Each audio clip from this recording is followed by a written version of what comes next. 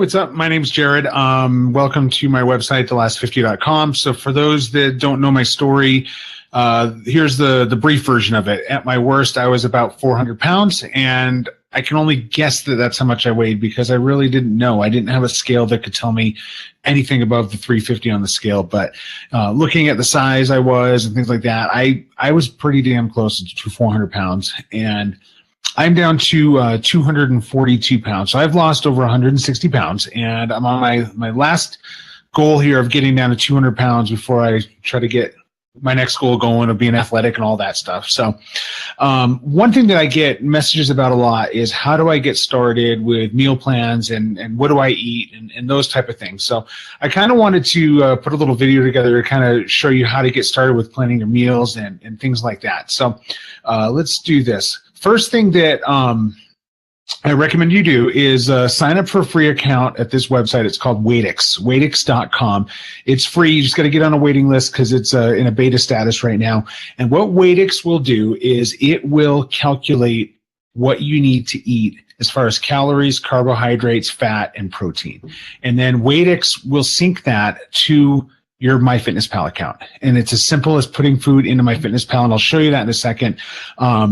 But get your account set up account with Weightix, get a MyFitnessPal account, and then it's as easy as that. So what do I eat? So I'm doing a ketogenic-based diet through Weightix. They call it CarbX. And with CarbX, I eat a high amount of fat, high amount of protein, and a super low amount of carbohydrates. And so I'll show you this little trick here. Here is a cheat sheet from the sister website of Weightix. It's called 100down.com. 100down.org. And all you need to do is just search the word cheat here to get this sheet list. And this is really my Bible, essentially what I live off of. When it comes to a ketogenic-based diet, you want to stick to protein and fats, and then you stay away from the carbohydrates. So everything you see here, chicken breast, turkey, egg whites, this center column of the proteins, these are your high protein, low fat proteins. And then if you come over here to the right, you've got fatty protein foods, so salmon, eggs, bacon, cottage cheese, ground beef, and then your more carby proteins here that are mixed with the greens. So I generally don't even look at anything in this category here. I stick to the center column of the proteins, and then I work my way to the right. And then also there's bonus foods down here at the bottom to help with getting through your day. Sugar-free Jell-O is an amazing appetite killer if you're struggling. One thing is sugar-free Jell-O is like 10 calories, and it fills you up. It takes up some space in your stomach, which is nice. So definitely look into these foods. I like to make a list and write down or circle. I print this out, and I like to circle the foods that I like when I go to meal plan. So then I'll show you just kind of a basic day, what I do to meal plan on a normal day for me. So I pull up my MyFitnessPal when I go to bed for the next day. So here's my profile here. And I'm going to start planning my food for tomorrow. I eat only from about noon to 8. I do intermittent fasting, so my 8-hour window that I eat is between noon and 8 o'clock. So I don't even worry about my breakfast. So here's essentially what I'll do for lunch. And I'm one of these simple people. I like to eat the same things over and over again. So it's not hard for me to plan because I'll eat a lot of the same thing. So in my day, I will always make a sandwich, and I use cheese as the bun. So and you'll see that a lot of the same foods you eat will appear here on MyFitnessPal. So, for example, I will do,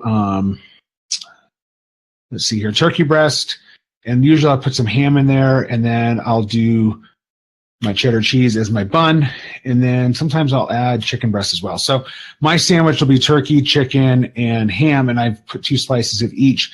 I'll hit add to my meal. So now if I look at MyFitnessPal, I have 1,100 calories left. I still have 20 carbs that I could eat, 65 grams of fat, 133 grams of protein I got to figure out. I also know that I always, for my snacks, I always have a couple of protein bars a day, and I'm hooked on the Kirkland protein bars that you can get at Costco. And because I'm doing a ketogenic-based diet, I have net carb versions of these 2 protein bars I like to eat. And a lot of foods will have a net carb version. If you search on MyFitnessPal, you can just type net carb in there, and that will figure that out. So I'll add those two that I usually eat. And then my work, we also have some string cheese that I'll snack onto. So I'll add a couple slices. I'll put some string cheese in here as well. And I don't see it in here. Oh, here, right here. So we'll just say I had 2 string cheeses for a snack. So left my day, 600 calories, 75 grams of protein, carbs, fat. So I go back to my list here and see, okay, well, I need some fat still. And I also need to still get some protein. And so I can look here at my list here, and I'm going to say that I want to do chicken breast for dinner. So we'll add a chicken breast. Actually, no, we're having chicken thighs tomorrow. I already knew that. We were talking about that earlier. So this can get a little trickier, but I know that we bought our thighs at Costco, and I'm going to have one. I'll probably have 2 thighs. Let me just see what that gives me. So this is where it gets cool. You can start to mix and match and kind of play Tetris with your food to see where you're at. So adding my chicken thigh, that's 380 calories. That gives me 34 grams of protein, 28 grams of fat. So I'm really close. I still need 40 grams of protein, 13 grams of fat, 12 carbs. And on a ketogenic-based diet, the carbs you don't really want to worry about so much as you don't want to go over that limit. And I look at that as a maximum where your fat and your protein numbers, you want to get to as close as possible with those numbers. So I've got 13 grams of fat. I've got some protein. I know just the thing that'll get me where I need to go, and that's going to be a protein shake. And I am a big fan of Ideal Fit's Ideal Lean shakes. They're amazing. So I'll do 2 scoops of protein shake. And where are we at? That puts me at 90 calories left, 1 gram of protein, 13 grams of fat, and 10 carbs. And I know that just from my experience having done this for a while, if I had a 3rd string cheese, let's see where that puts me at. Look at that. 10 calories left for the day, 8 grams of fat, and I'm over on my protein, but I'm not worried about going over 7 grams of protein. So that's a typical day for me, what I'll do, and I'll just mix and match. I could take out the string cheese and add some broccoli or whatever we have for a side, and you can tweak this. If you need to get some extra calories somewhere, I may not even do a sandwich, and I might just do 1 slice of cheese up here, or I could take out the whole string cheese here. That's 240 calories that I could free up to put toward dinner. It's all personal preference. And the important thing is once you know what your macros are and your numbers are, the important thing is that you need to stick to your food. You need to plan your meals accordingly.